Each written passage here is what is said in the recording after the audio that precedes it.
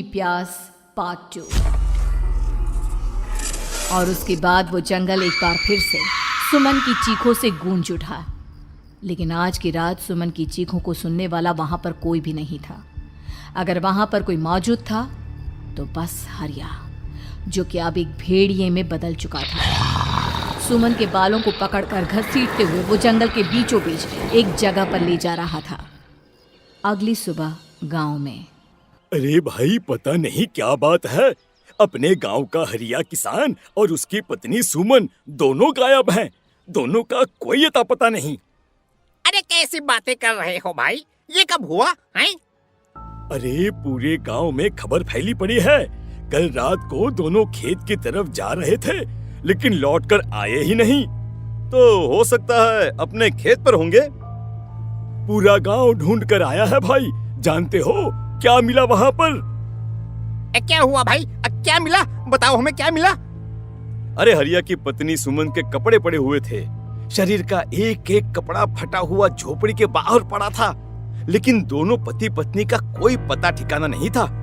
अरे भाई, लेकिन उसका जो दोस्त है ना रामू किसान, उससे पता करके आते हैं ना। अब तक तो दोनों साथ ही खेत पर जाया करते थे। हाँ, हमें उसके घर जाना चाहिए भाई। चलो वहाँ चलते हैं, चलो। वो सारे लोग रामू के घर पर पहुंचते हैं। रामू अपने घर के बाहर बैठकर हुक्का पी रहा था। आज सारे के सारे लोग टोली बनाकर मेरे घर क्यों आ रहे हैं? क्या कोई मर गया क्या भाई? अरे कैसी बातें कर रहे हो? तुम्हारा सबसे अच्छा दोस्त हरिया और उसकी पत्नी गायब है और तुम यहाँ बैठकर हुक्का पिए जा रहे हो हैं? रामू ने अजीब सी नजरों से उन सब गांव वालों की तरफ देखा, जिसकी वजह से वो लोग एक बार के लिए डर गए। गायब है? अरे गायब नहीं है, मुक्ति मिल गई है। उन दोनों को मुक्ति मिली है। इस दुनिया में आकर हर इंसान पाप करता है और उसे उसके पापों के लिए मुक्ति मिलना बहुत जरूरी है। अरे ये कैसी बहकी बहकी बातें कर रहे हो भाई, हैं? और इसका चेहरा अजीब सा क्यों लग रहा है? लगता है दोस्त के मरने का गम बैठ गया है। पागल हो गया है शायद ये पागल। ये बात सुनते ही रामू चीख कर जोर से चिल्लाते हुए कहता है, पागल मैं नहीं हूँ, पागल तुम सब हो। और ये शैतानी जंगल अब तुम में से किसी को नहीं छोड़ने वाला, सबको खा जाएगा। याद रखना मेरी बात। शैतानी जंगल? कैसा शैतानी जंगल? लगता है रामू पागल हो चुका है। हमें यहाँ से चलना चाहिए भाई। चलो। तभी रामू की पत्नी बाहर आती है। नहीं, आप लोग इनकी बात का बुरा मत मानिए। 2 दिन पहले हरिया के साथ खेत पर गए थे। जब से वहाँ से आए हैं तब से ऐसी ही बातें कर रहे हैं। भगवान जाने ऐसा क्या देख लिया उन्होंने, खेत में कुछ भी बड़बड़ाते रहते हैं। लेकिन गांव के लोगों ने कमला की कोई बात नहीं सुनी और वो सब वहां से चले गए। रात अब धीरे धीरे ढलने लगी थी। तभी अचानक किसी ने धीमी सी आवाज में रामू को पुकारा। रामू, आ जाओ, मैं तुम्हारा इंतजार कर रहा हूँ। और सुनो, अपनी पत्नी को साथ लेकर आना, नहीं तो काम अधूरा रह जाएगा। ये आवाज सुनते ही रामू के चेहरे पर शैतानी मुस्कुराहट आ जाती है। वो धीमे कदमों से अपने घर के अंदर आता है। क्या हुआ? तबीयत ठीक है ना अब आपकी? मैं तुझे अपने साथ खेत पर ले जाने आया हूँ, चल। मैं तुम्हारे साथ कहीं नहीं जाने वाली। मुन्ना गहरी नींद में सो रहा है और उसे अकेला छोड़कर मैं तुम्हारे साथ खेत पर नहीं आ सकती। वैसे भी तुम्हारे उन खेतों में भगवान जाने कौन सा राक्षस घूम रहा है, मुझे तो डर लगता है। रामू गुस्से में दांत पीसता अपनी झोपड़ी से बाहर आ जाता है और कमला गहरी नींद में अपने बच्चे के साथ सो जाती है। तभी अचानक रात को रामू की झोपड़ी के ऊपर एक साया वही गाना गुनगुनाते हुए घूमने लगता है जो हरिया के मोबाइल में बजा करता था। मैं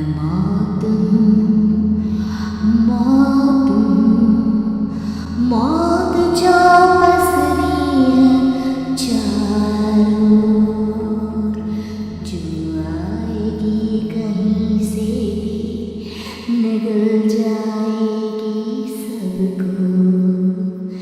मैं मौत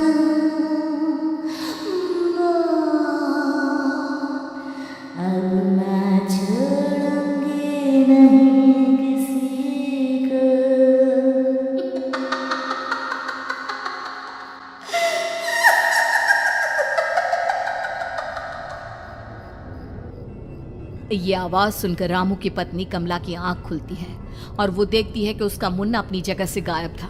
कमला चीखते हुए बाहर दौड़ कर आती है।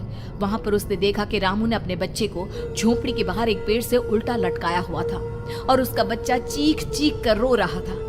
वहीं दूसरी तरफ एक साया बच्चे के ठीक नीचे आग जलाकर उसके चारों तरफ हैवानों की तरफ नाच रहा था। छोड़ दो मेरे बच्चे को। अरे क्या कर रहे हो तुम? शर्म नहीं आती तुम्हें अपने ही बच्चे को इस तरह मौत के हवाले करते हुए? अपना बच्चा? किसने कहा ये मेरा बच्चा है? अरे ये तो उस रामू की औलाद है, इस गांव के किसान रामू की, और मेरी दुश्मनी इस गांव के हर इंसान के साथ है। क्या? कैसी बात कर रहे हो तुम? और ये औरत कौन है? ये मेरे बच्चे को खा जाएगी। तभी अचानक से उस साया ने एक बेहद खतरनाक दिखने वाली औरत का रूप ले लिया और उसकी आंखों से आग निकल रही थी। सही पहचाना तूने, मैं तेरे बच्चे को खा जाऊंगी।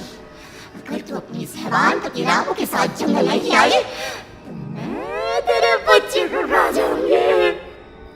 लेकिन क्यों? आखिर क्या चाहती हो तुम मुझसे? मुझे जंगल क्यों ले जाना चाहती हो? औरत बुरी तरह से ठहाके मार मार कर जोर जोर से हंसने लगी और साथ में रामू भी। ये तो तुझे वहाँ चलने के बाद ही पता चलेगा ना।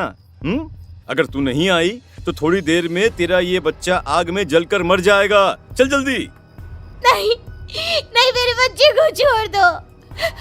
तुम जहाँ कहोगे मैं तुम्हारे साथ चलने के लिए तैयार हूँ।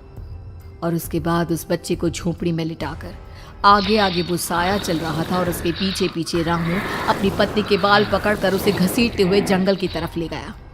जंगल में जाने के बाद, कितनी खूबसूरत हो तुम। आज की रात बस तुम और मैं एक दूसरे के साथ रहेंगे। मुझे तुमसे बहुत डर लग रहा है। तुम्हें क्या हो गया है? तुम तो बिल्कुल ठीक थे। वो होगा जो हमारे बीच होना चाहिए। तो आओ अपने आप को मेरे हवाले कर दो। कमला ने डर की वजह से अपनी दोनों आंखें कसकर बंद कर ली थी। रामू ने बुरी तरह से चीख कर कमला से कहा, आंखें खोलो अपनी और मेरी तरफ देखो। कमला ने जैसे ही अपनी आंखें खोली उसने देखा कि रामू एक खतरनाक खूनी हैवान में बदल चुका था। कौन हो तुम? जाने दो मुझे। क्या चाहते हो मुझसे? वही जो एक आदमी एक औरत से चाहता है। मैं तुम्हारा पति रामू नहीं, बल्कि इस जंगल का एक भेड़िया हूँ, और आज की रात तुम्हारे खून से अपनी प्यास बुझा जाऊं। और उसके बाद वो जंगल कमला की दर्दनाक चीखों से गूंज उठा। अगली सुबह कमला के कपड़े भी जंगल में उसी तरह पाए गए जैसे कि सुमन के पाए गए थे। इस घटना के बाद पूरे गांव में दहशत का माहौल था। अपने माँ बाप की मौत और गांव में हो रहे इस तरह की घटनाओं की खबर सुनकर किशन शहर से गांव लौट आया था। अपने माँ बाप की बेदर्द मौत की वजह से वो बहुत परेशान था। तभी अचानक उसे अपने घर में खाट के नीचे पड़ा हुआ वो मोबाइल फोन मिला जो उसने अपने पापा हरिया को गिफ्ट किया था। अरे कितने प्यार से पापा के लिए मोबाइल फोन लेकर आया था। इसे एक दिन भी काम में नहीं ले पाए। और आखिर कौन है जो गांव में इस तरह की हत्याएं कर रहा है? क्या है इन सब के पीछे? क्या है? मुझे पता करना ही होगा, वरना एक दिन पूरा का पूरा गांव खाली हो जाएगा। इस गांव में एक भी जिंदा इंसान नहीं बचेगा। गांव के लोगों की मदद करने के इरादे से किशन अपने गांव से दूर एक दूसरे गांव में बहुत बड़े तांत्रिक के पास मिलने के लिए गया। तांत्रिक बाबा, अब आप ही कुछ उपाय बता सकते हैं। भगवान जाने हमारे गांव को किसकी नजर लग गई है। नजर नहीं लगी है, किसी ने तुम्हारे गांव को बद्दुआ दी है। किसी सताई हुई आत्मा का प्रकोप है और अब वो पूरे गांव में किसी को नहीं छोड़ेगी जब तक उसकी आत्मा को शांति नहीं मिल जाती। अरे लेकिन ऐसा कौन है बाबा? किसकी आत्मा है और कैसे मिलेगी उसे शांति? मौत है, मौत कहीं से भी आएगी और सबको निगल जाएगी। इससे बचने का सिर्फ एक ही उपाय है, लेकिन उस उपाय को करना आसान नहीं होगा। जो भी उस उपाय को करने की कोशिश करेगा उसकी जान जा सकती है। भले ही मेरी जान चली जाए, लेकिन मैं अपने गांव के लोगों की जान बचाने की पूरी कोशिश करूंगा बाबा। तो ठीक है फिर, अगली अमावस की रात जैसा मैं कहता हूँ वैसा ही करना। अमावस की रात तांत्रिक के बताए अनुसार किशन अपने साथ केरोसिन लेकर जंगल की तरफ चल पड़ा। उसके हाथ में देवी के मंदिर का सिंदूर भी था। किशन जंगल के बीचों बीच पहुंचा। ये देखकर उसकी आंखें फटी की फटी रह गई। वहां एक उबलते पानी का तालाब था और कई लोगों की लाश लटक रही थी। किशन के माँ बाप की लाश भी वहीं थी। माँ, बापू, क्या हो गया? ये क्या हो गया? तभी वहां पर एक औरत और आदमी आते हैं। उन्हें देखकर किशन चौंक जाता है। गोपाल काका, आपकी तो 5 साल पहले मौत हो गई थी। और निर्मला काकी, आप? हाँ, मौत तो हो गई थी, लेकिन तुम ये नहीं जानते कि हमारी मौत कैसे हुई थी। क्या कहना चाहते हैं आप? कुछ नहीं, बस ये जान लो कि अब इस गांव में कोई जिंदा नहीं बचेगा। लेकिन क्यों काकी? क्योंकि 5 साल पहले इन गांव वालों ने मुझे डायन बताकर पत्थर मार मार के मार डाला। मेरी कोई गलती नहीं थी। गांव का एक बच्चा क्या लापता हुआ, सारा इल्जाम मेरी पत्नी पे डाल दिया। और जब मैंने निर्मला की जान बचाने की कोशिश की तो मुझे भी मार डाला। आपके साथ ये बहुत गलत हुआ काकी, लेकिन आप जो कर रहे हैं वो भी सही नहीं है ना? तुम यहाँ से चले जाओ वरना तुम भी नहीं बचोगे। हमारी आत्मा पिछले 5 साल से मुक्ति के लिए भटक रही है। चले जाओ यहाँ से। मौका देखकर किशन सिंदूर उन दोनों के ऊपर डाल देता है।